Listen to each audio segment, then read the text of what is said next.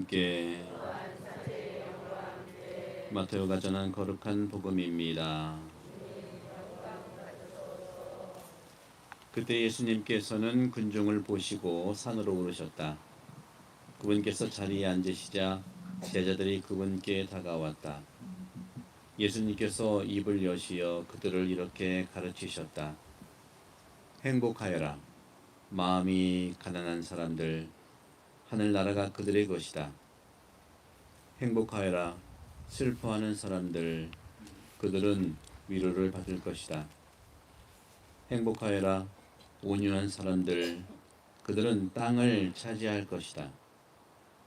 행복하여라. 의로움에 줄이고 목마른 사람들, 그들은 흡족해질 것이다. 행복하여라. 자비로운 사람들, 그들은 자비를 입을 것이다. 행복하여라. 마음이 깨끗한 사람들, 그들은 하느님을 볼 것이다. 행복하여라. 평화를 이루는 사람들, 그들은 하느님의 자녀라 불릴 것이다. 행복하여라. 의로움 때문에 박해를 받는 사람들, 하늘나라가 그들의 것이다. 사람들이 나 때문에 너희를 모욕하고 박해하며 너희를 거슬러 거짓으로 온갖 사악한 말을 하면 너희는 행복하다. 기뻐하고 즐거워하여라. 너희가 하늘에서 받을 상이 크다. 주님의 말씀입니다. 선미 예수님,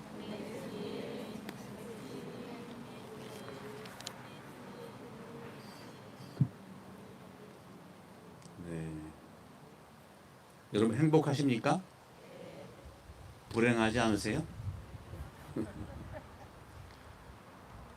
톨스토이가 안나 까레니나라는 책 소설을 쓸 때 가장 첫 장에 행복한 가정은 이유가 없어요. 똑같아요. 행복한 가정은 이유가 없이 동일해요. 근데 불행한 가정은 이유가 그렇게 많아. 아주 막 얼마나 많은지 몰라. 근데 여기서 중요한 것은 여러분들, 이 행복하다고 하는 이 사실은 선물로 주어지는 거지만 내가 행복을 바르게 발견하는 게 중요합니다. 근데 행복을 발견하려는데 너무 참아가지고 행복이라기보다는 불행을 막 발견하는 것 같아요. 오늘 분명히 말씀을 드립니다. 용서라고 하는 것은요, 여러분들 하느님이 해주시는 거고요. 주님의 기도에 내가 용서해야 주님이 용서한다고, 이 말은 나에게 잘못한 사람이 회개할 때 내가 용서하는 것이지, 회개도 하나도 안 하는데 용서할 수가 있겠어요? 그거는 용서의 문제가 아니라 치료의 문제다. 제가 늘 말씀드리지만 유령성월날 이렇게 말씀드리면 좀 거시기 하긴 한데, 가정마다 이렇게 알리고 싶지 않은 게 있잖아요. 그죠? 그 참을 수도 있고, 그런데 참아도 독되는 게 굉장히 많아요. 그건 몰라서 그런 것이 있거든요. 그래서 다른 기회 될 때 그 말씀을 드려서 유튜브에도 나오긴 하는데, 여러분 용서는요 불의에 대해서는 용서하는 게 아니에요. 우리나라 말이 딱 맞는 게 있잖아요. 뭐예요? 죄는 미워하되 그것만 생각해. 그것만 생각하면 돼. 이것이 죄는 미워하되 사람은 미워하지 말라, 그것만 생각해가지고 불의도 막 사랑하려고 그래. 그러니까 이 세상이 이 모양 요 꼴이 되는 거예요. 분명히 말씀드립니다. 하느님은 말씀하시잖아요. 그죠? 그런 점에서 세계는 병이고 불법인데, 불인데 내가 용서 못해서 굉장히 힘들어해. 힘들어하지 마세요. 그들은 하느님 앞에서 용서를 받기 전에 사람 앞에서 용서를 청해야 되는 겁니다. 그래야 구원받는 거예요. 그래서 저는 여러분께 말씀드리고 싶은 것은, 시골에 살면 살수록 너무 아름다워가지고 무조건 용서하려고 그래. 도시에 가봐요. 국물도 없지. 그래서 시골이 좋아. 예. 그런 점들을 봤을 때는 이 오늘 제가 처음 우리 본당에 와서 이 묘원에서 이렇게 미사하고 하는데 선글라스 껴서 죄송해요. 예. 나도 방어해야 돼. 햇빛이 좋다고 했다간 눈이 막 멀어. 눈 멀으면 누구 손해야? 내 손해고 여러분 손해지. 뭐 써요? 이거 비싼 거요. 제가 산 건 아니고. 아, 그래가지고 말씀드리고 싶은 것은 뭐냐면 제발 좀 복음대로 좀 사시라는 게 아니라 복음을 좀 이해해서 여러분 신앙의 개념을 가지고 사셔야 본당이든 사회든 하느님 나라의 모습 속에서 모두가 행복해질 수 있는 거예요. 행복을 발견하는 것보다 불행을 가지고 끌어안고 막 그냥 참으면서 살으면 병도 안 좋아지고 당 올라가고 콜레스테롤 올라가고 혈압 올라가고 해서 터져. 그래서 여러분들은 영적 동반을 하는 거예요. 성당에 수십 년 온다고 해서 이 용서 개념이 하느님처럼 예수님처럼 돼야만 우리가 치료도 받고 행복하게 될 수 있는 거라는 말씀 드리고 싶은 거예요. 저는 오늘 주님이 행복하여라 말씀하셨는데 오늘 슬픔에 대한 말씀을 좀 드릴게요. 어제는 가난에 대해서 얘기했잖아요. 그리고 미사 때는 마음이 깨끗하다는 게 뭐냐고 말씀드렸잖아요. 오늘 슬픔에 대해 슬픈 사람은 행복하다. 누구 위로를 받는데요? 위로를 받을 것이다. 누구라는 말을 안 써있지만 하나님이 위로겠죠. 슬픔이 뭐가 행복합니까? 슬픔이야말로 얼마나 힘들고 어려운데요. 그죠? 근데 성경을 보게 되면 슬픔에는요 두 가지가 있어요. 어떤 거 완전히 희망을 잃은 절망의 슬픔이 있고 또 하나는 완전히 반대인데 진실과 진리에 감동받아서 우는 것이 있어요. 첫 번째 슬픔은 유다스가 겪은 슬픔이고 두 번째는 베드로가 겪은 슬픔이에요. 여러분들 유다스가 겪은 슬픔 얼마나 절망하고 희망도 없고 예수님을 정말 구세주로 믿어서 은전 30냥에 팔을 넘겼잖아요. 그때 성경은 뭐라고 하냐면 사탄이 유다스 생각에 들어왔다고. 그 사탄이 뭐예요? 거기서 사탄은 돈이에요. 사탄이 뭐 뿔 달린 줄 아세요? 사탄이 뿔 달리면 도망가지 안 들어와. 근데 내가 가장 원하는 돈으로 들어온단 말이에요. 유다스의 그 슬픔과 절망, 그래서 결국은 자살했잖아요. 물론 오늘은 자살을 그렇게 보시면 안 돼. 그렇게 보시면 안 된다고. 다 이유가 있어요. 그건 아파서 그런 거예요. 그러니까 우리는 그리스도교의 가치는 변화돼야 됩니다. 교리는 변화돼야 돼요. 그리고 해석해야 돼요. 옛날 교리 그대로 있을 수 없어요. 오해하지 마시는 말이죠. 중요한 모든 해석의 기준은 예수님이라는 사실을 꼭 기억하시고 예수를 만날 때 여러분들은 죽어도 죽지 않는 거예요. 예수님이 교리 가르치러 세상에 온 게 아닙니다. 근데 교리는 필요해요. 법하고 비슷한 거예요. 법 없이는 우리가 하도 참 세상이요. 변호사 많고 경찰 많고 검사 많고 무슨 이런 사사사가 많은 것은요. 그만큼 법을 안 지킨다는 얘기예요. 그 수하고요. 감옥 수가 비례해 항상 전 세계가. 어떻게 우리가 2000년을 살면 이 지경이 됐는지 정말 우리가 깊이 성찰하지 않으면 이 세상은 하느님의 은총도 받기 전에 망해버릴 것 같아요. 법이 좋아서 산 사람이 어디 있습니까? 법은 필요하다니까요. 예수님도 하느님께 받아서 하느님이 모세한테 몇 개 계명 줬어요? 10개 줬잖아요. 10개, 10계명. 10개면 충분했는데 그게 예수님 시대 때는 613개로 바뀌었어요. 요즘에 보세요. 하마스나 뭐 이스라엘 보세요. 법이 없어서 싸우겠어요?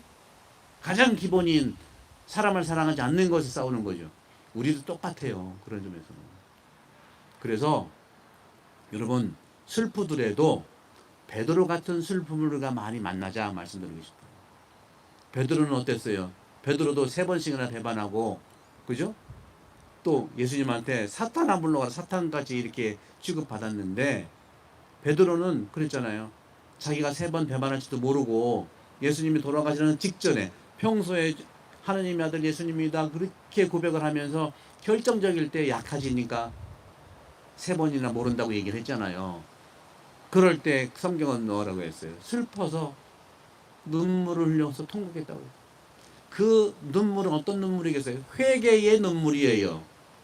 회개의 슬픔이에요. 잘못한 사람 회개해서 눈물을 흘려야 하느님 용서를 받는 거예요. 하느님은 항상 용서를 해주시지만 회개하지 않으면 그 탓으로 구원이 안 된다 그 소리예요.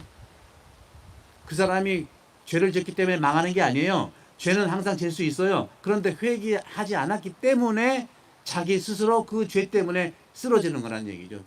유다스랑 똑같은 거예요. 여러분들 우리 잘못할 수 있어요. 죄질 수 있어요. 너무 손가락질 하지 마세요. 중요한 것은 회개를 할 때 하느님께서 용서가 있는 거. 그러니까 항상 하느님은 용서할 수 있어요. 그런 말을 항상 제가 했잖아요. 하느님은 항상 용서하신다. 사람은 가끔 용서한다. 자연은 이거 외워야 되는데 왜 안 외워? 자연은 그렇죠. 결코 용서하지 않는다.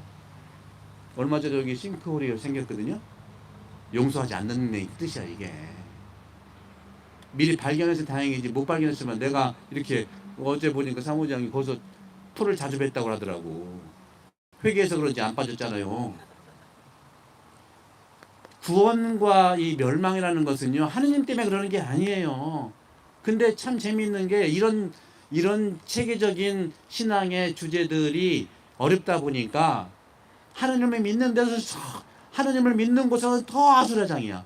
서로 싸우고 욕하고 뭐 무고죄하고 뭐 사기치고 이게 얼마나 많은지 말이야. 통계로 다 나와 있어요.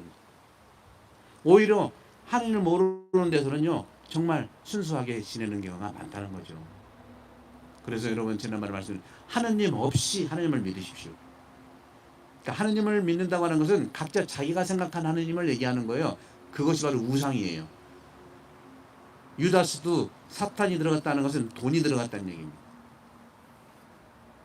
바로 하느님께서 우리에게 사랑을 주시는데 여러분들 내가 생각하는 식으로 하느님을 믿지 마시고 예수 그리스도께서 말씀하시는 대로 믿으시면 돼요. 그러니까 예수를 믿으면 하나님 믿는 거예요.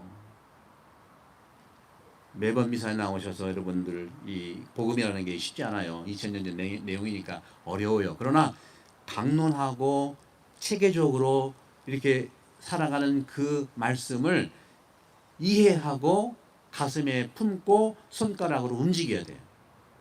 그래서 우리 본당은 내년에 60주년이 되는데요. 내년 그 사목지표가 말씀으로 친교를 이루는 공동체예요. 그래서 진정으로 우리 본당의 사목은 행사 위주가 아닙니다, 여러분. 제발 행사를 하지 마세요. 행사 때문에 전부 다 어려워.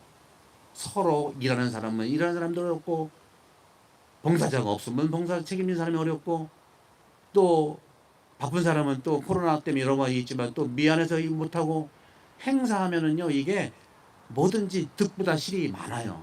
그런데 말씀을 중심으로 해보십시오. 시간은 걸리지만 분명히 몇 년 걸려서 이 공동체는 천국이 될 거를 확실하게 믿으시기 바랍니다. 저는 그거 확실합니다. 제가 갈 때는 천국이 될 수도 있을 것 같아.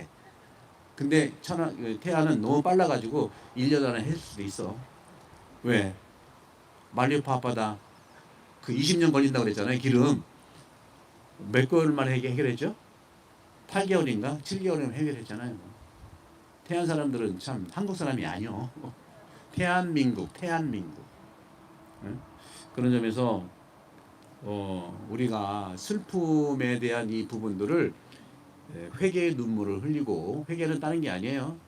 용서를 받았다는 회개를 얘기하는 거고, 우리가 잘못했으면 잘못한 사람한테 용서를 구해야 되는 거예요. 잘못한 사람한테는 용서한 거고 하느님한테 용서 구했다고 하는 것은 이건 사기예요, 사기. 이래서 세계가 이 모양이 되는 겁니다. 내가 잘못한 사람한테 용서하라는 것은 회개의 용서를 하라는 거거든요.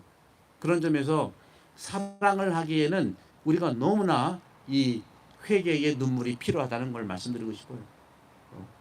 그런 점에서 우리는 오늘 우리보다 먼저 주님 품에 가신 이 분들이 영원한 안식을 누릴 수 있도록 하는 부활의 공동체로서 미사를 함께 하는 것이고, 저도 이제 시드니에서 4년 있을 때 은혜로웠던 것 중에 하나가 우리 태안하고 비슷한 것 같아요. 거기도 1년에 주님 품으러 가시는 분이 30명 이상이 되셨어요. 그래서 제가 한 120분, 130분, 코로나 때 좀 더 가셔가지고 장례미사를 한 130, 40분 해드렸거든요. 저희가 학교에 있을 때도 신학생이 안 죽잖아요. 그죠? 그러니까 장례미사 할 기회가 없었고, 그런데,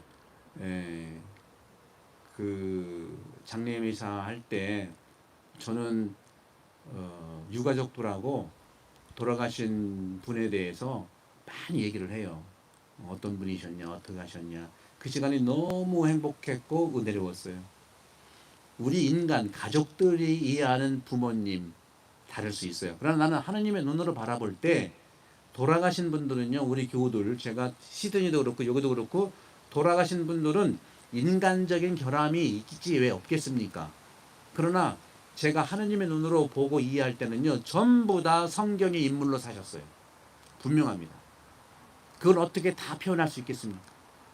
그리고 우리나라 옛말에 많은 성인들의 말씀이 딱 들어맞게 사신 분들이 바로 우리 조상들이라는 거예요. 그렇기 때문에 우리가 지금 이렇게 잘 살고 있는 거예요. 어떤 면에서. 그러니 우리는 조상님께 감사하고 미사 드리면서 이제 우리 형제와 자녀들에게 똑같이 내리사랑을 하면 됩니다. 그렇죠?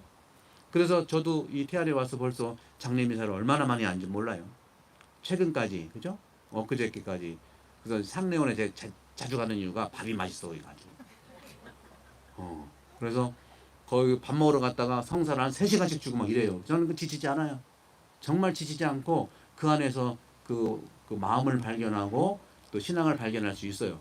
근데 제가 힘든 거는 힘들다고 얘기하잖아요. 그렇잖아요. 그죠? 여러분들이 원하는 거랑 하느님 원하는 건 다를 수 있잖아요. 근데 저는 첫 번째, 하느님이 원하고 여러분들이 필요한 영적인 것을 내가 해야 되잖아요. 그죠? 열심히 강론 준비하고 병자한테 찾아가고 장례난 사람한테 성사 주고 그 마음을 좀 쓰게 듣고 이러잖아요. 그죠? 근데 태안이라는 곳은 너무나 정말 그 환경과 좋기 때문에 또 자발적으로 순례를 많이 가. 순례 가는 데니까 다 따라갈 수 없어요. 그러면 아무것도 못해. 그래서 너무 잘하시는 것 같아요. 자발적으로. 그래서 여러분들 자발성은 대단해.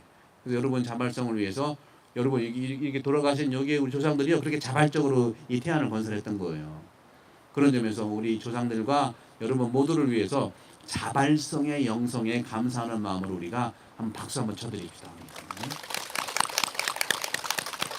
정말로 여러분들은 못 느낄 수 있지만 자발성이 대단해요. 다만 그 자발성이 누구를 위한 자발성이냐? 그거를 좀 더 보시면서 복음을 보면서 예수를 내용에 품고 자발적으로 가시면 된다 말씀을 드리고 싶어요. 그런 점에서 우리 슬프다고 하는 이거는 여러분들이 이제 기본적으로 성경에 대한 내용을 여러분 어렵다 할 수 있지만 사실은 기본 골격은 쉬워요. 10계명을 주셨잖아요. 그죠? 10계명의 완성이 바로 사랑의 3계명이에요. 그래서 오늘 예수님은 새로운 모세처럼 산에서 10계명을 선포한 거예요. 그러니까 구약의 사랑은 10계명이 우리의 살아가는 가치인데 예수님께서는 오늘 새로운 모세로서 사랑의 3계명을 얘기한 게 뭐예요? 10계명 다 아시죠? 사랑의 3계명은 뭐예요? 내가 너희를 사랑한 것처럼 너희도 서로 사랑하라고 했죠. 자발적인 것들이 서로 사랑하는 거야. 근데 내용이 뭐냐는 거예요. 사랑의 3계명의 내용이 오늘 진복 8단이에요. 영적인 10계명이다.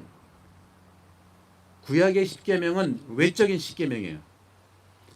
오늘 진복 8단은 사랑의 3계명의 내적인 10계명이에요. 가난한 사람한테 우리가 배워야 되고 슬픈 사람을 위로해야 되고 그죠? 회개하는 사람한테 위로해야 되고 온유한 사람은 땅을 차지하고 이 모든 것이 사랑의 3계명의 새로운 모세처럼한 10계명이다. 따라서 10계명은 마음이 가난한 거, 슬픔, 회개의 슬픔을 갖는 거, 또 온유해야 돼요. 마음이 온유해요. 어떻게? 온자는 뭐예요? 지금 너무 따뜻해요. 예. 따뜻하고 부드러운 거. 그죠? 악쓰지 말고. 그다음에 의로운 거. 목마른 사람이 주는 의로움, 자비. 그런 마음이 깨끗한 거. 평화를 이루는 거. 또 의로움 때문에 박해를 받는 거. 특별히 11절에 사람들이 나 때문에 너희를 모욕하고 박해하며 너희를 거슬러 거짓으로 온갖 사악한 말을 하면 너희는 행복하다. 근데 용서하라는 말은 없어요, 여러분들. 용서하면 안 돼요, 여러분들. 네? 계속 그런 나쁜 말을 하고 모욕하고 사악한 말 하는데 왜 용서를 해? 그러면 그렇게 하지 말라고 얘기를 해야 되는 거예요. 우리는 공동체이기 때문에 그런 분들이 있어요. 우리나라는요, 거의 이 100명 중에 좀 잠깐 잊어버렸는데 100명 중에 한 3, 4명은 사이코패스, 소시오패스가 있다고 나와 있어요. 근데 태아는 없는 것 같아. 그냥 1%인데 한 명인데 일반 대도시에서는요 100명이면은요 4, 5명이 소시오패스예요. 소시오패스가 뭐냐? 감정이 없는 사람을 얘기해요. 사람을 이용하는 사람을 얘기하는 거예요. 여기 묻혀 계신 분들은 그런 시대가 아니었어요. 오늘은 왜 그런 그 사이코나 소시오패스도 치료의 대상인 거예요. 그러니까 여러분 보세요. 얼마나 이번 여름에도 안타까운 일 얼마나 많이 일어났어요. 그게 우리는 괜찮으니까 괜찮다는 게 아니잖아요. 우리 지금 이곳에서부터 바로 사람들이 나 때문에 너희를 모욕하고 박해하고 거슬러 거짓으로 온갖 사악한 말을 하면 행복하다는 거지 용서하라는 뜻은 아니다. 내가 힘들면 상대방한테 정중하게 힘드니까 그런 말 하지 말라고 얘기를 해야 되는 거예요. 그런 말을 들었으면 안 해야 되는 거. 근데 계속 한다? 그거는 병자야. 그래서 병자이기 때문에 치료를 받아야 돼. 근데 누구도 당신 병자라면 더 왼수가 돼. 이래서 어려운 게 있는 거예요. 그러니까 이런 점들을 보시고 옛날 말에 딱 맞아요. 미꾸라지 몇 마리가 흙탕물을 이렇게 흘려? 한 마리. 그래서 한 마리 이량을 찾으러 가는 거예요, 예수님이. 그래서 한 마리를 잘 봤으면 이렇게 도와주도록 하고 방어하고 백신도 맞고 거리도 두고 이렇게 해야 되겠죠, 그죠? 그런 점에서 오늘 우리는 오늘 전례는 사실 희망과 기쁨의 전례입니다. 의인의 영혼이 하느님 손에 있으면 어떤 고통도 없다는 거예요. 그죠?